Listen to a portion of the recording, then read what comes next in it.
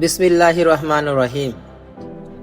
ঈদ আসতেছে, চারদিকে আনন্দের প্রস্তুতি, বাজারে ভিড়, নতুন জামা, পরিবারের হাসি। কিন্তু একটা প্রশ্ন, সবাই কি সত্যিই খুশি? একটু ভেবে দেখো, কেউ আছে এই শহরের একটা ছোট রুমে বসে আছে, চারপাশে কেউ নেই, হাতে মোবাইল, স্ক্রিনে পরিবারের ছবি। সে চায় এই ঈদে বাড়ি যেতে, তার মায়ের রান্না খেতে, বাবার পাশে বসে গল্প করতে, কিন্তু পারে না। কারণ টাকা নেই, কাজের চাপ, ছুটি নেই।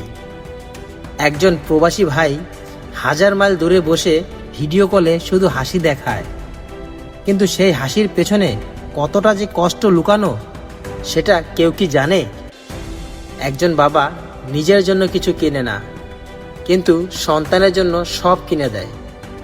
নিজে একা ঈদ করে, কিন্তু পরিবারকে খুশি রাখে।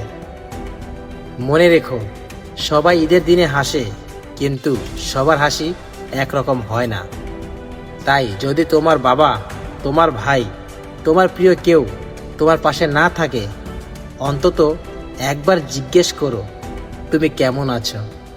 কারণ এই প্রশ্নটাই কারো চোখে পানি এনে দিতে পারে। ধন্যবাদ সবাইকে।